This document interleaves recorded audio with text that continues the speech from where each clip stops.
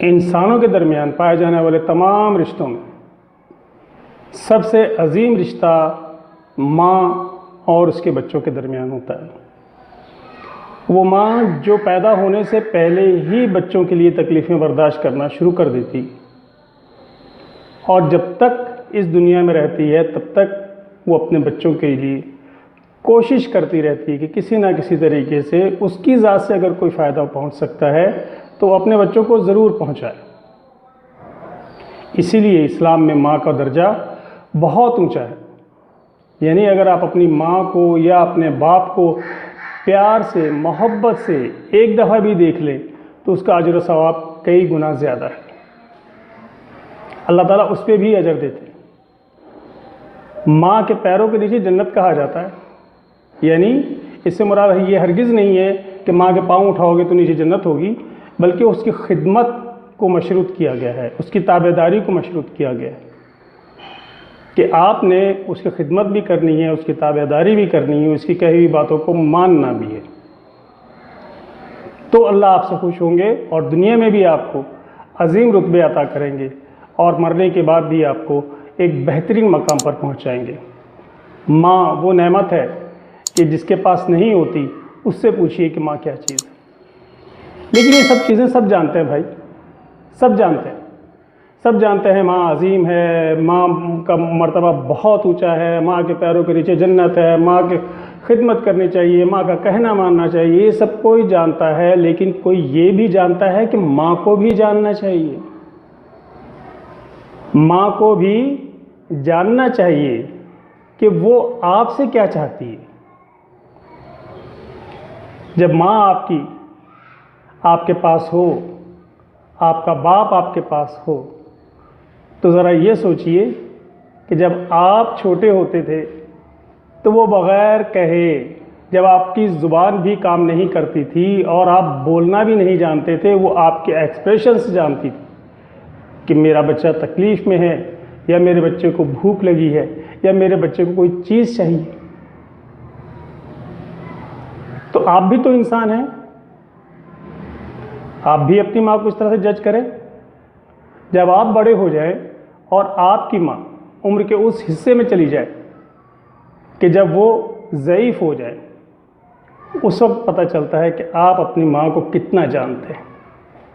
माँ तो आपको उस वक्त भी जानती है जब आप इस दुनिया में नहीं आए थे, और माँ आज भी आपको जानती है कि आप क्या कह रहे हैं और क्या कर रहे हैं। देखिए, उसूल सीधा सा है, जो माँ चाहती है वो करना शुरू कर दे। माँ आपसे कोई दौलत नहीं चाहती, माँ आपसे कोई बेहतरीन तवाम नहीं चाहती कि खाना बहुत अच्छा होना चाहिए, बड़ा मज़ेदार। वो बेचारी ज़ईफ़ हो गई है, अब उसका अपना बॉडी सिस्टम इतना स्ट्रॉन्ग नहीं रहा कि वो आपसे ये कहे कि मुझे चलने के लिए यहाँ ले चलो या मुझे चलाने के लिए वहाँ ले चलो। अब आप टोटली आप पे डिपेंडेंट है। वो नहीं चाहती कि वो किसी पे बोझ बने, लेकिन वो ऑटोमेटिकली आप पे डिपेंडेंट है। सबसे पहला काम तो ये कीजिए कि अम्मा जी जिसको चाहती हैं आप भी उसे चाहें, जिसकी वो इज्जत करती हैं आप भी उसकी करें। माँ को बेटियां बहुत प्यारी होती हैं, बहुत प्यारी होती है बेटी। तो आपका क्या काम है? अपनी बहनों की इज्जत करें। माँ को नवासे ज़्यादा प्यारे होते हैं, यानी बेटियों की औलाद बेटों की औलाद की निस्बत ज़्यादा प्यारी होती है। तो आप भी प्यार करें ताकि आपकी माँ खुश हो। माँ के बहन भाई आते हैं, आपकी खाला आती हैं, आपके खालू आते हैं, आपके मामू आते हैं। अगर आपकी नानी भी हयात हैं तो उनकी भी इज्जत करें, उनको भी मोहब्बत से देखें। कोई किसी के यहाँ खाने पीने नहीं आता, कोई किसी के ये देखने नहीं आता कि हम गए थे तो जनाब उन्होंने माँ का क्या हाल किया हुआ था। नहीं, वो आपसे मिलने नहीं आए, वो आपकी माँ से मिलने आए, आपकी माँ के दिलजोई के लिए आए। तो आप उनके साथ इज्जत के रवैये से पेश आएँ। अपने माथे पे बल ना डालें जब आपकी बहनें आपके घर आती हैं, जब आपके बहनोई आपके घर आते हैं, जब आपके भाई आपके घर आते हैं, जब आपकी भाभियाँ आपके घर आती हैं। तो इसको अपने लिए प्राइड समझिए।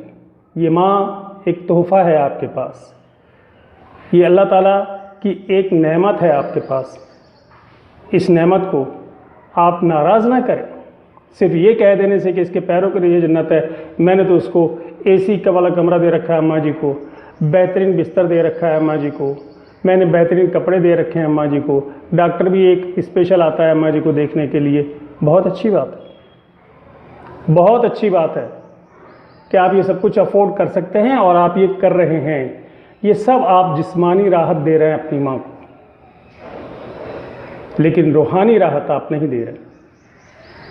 आप कितनी देर जाके अपनी माँ के पास पूरे दिन में बैठते हैं? 24 घंटों में कितनी देर अपनी माँ के पास बैठते हैं? और कितनी देर आप ऑफिस में रहते हैं? कितनी देर आप अपनी बीवी के पास रहते हैं? कितनी देर अपने बच्चों को टाइम देते हैं? सबको टाइम दीजिए, लेकिन उसमें माँ का हिस्सा ज़्यादा होना चाहिए ना। माँ का हिस्सा ज़्यादा रखिए, माँ को छुएं। ये लम्स जो होता है ना, लम्स ये आपकी मोहब्बत कन्वर्ट करता है, ये ट्रांसमिट करता है।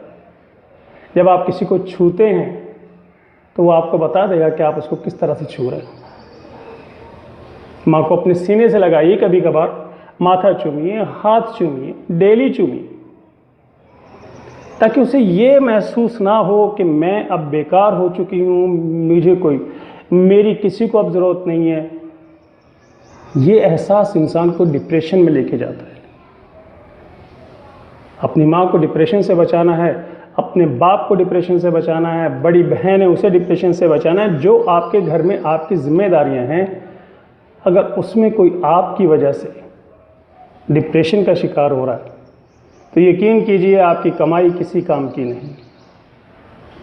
मेरी इस बात को याद रखिए। इंशाअल्लाह अगली वीडियो में एक नए टॉपिक के साथ आएंगे।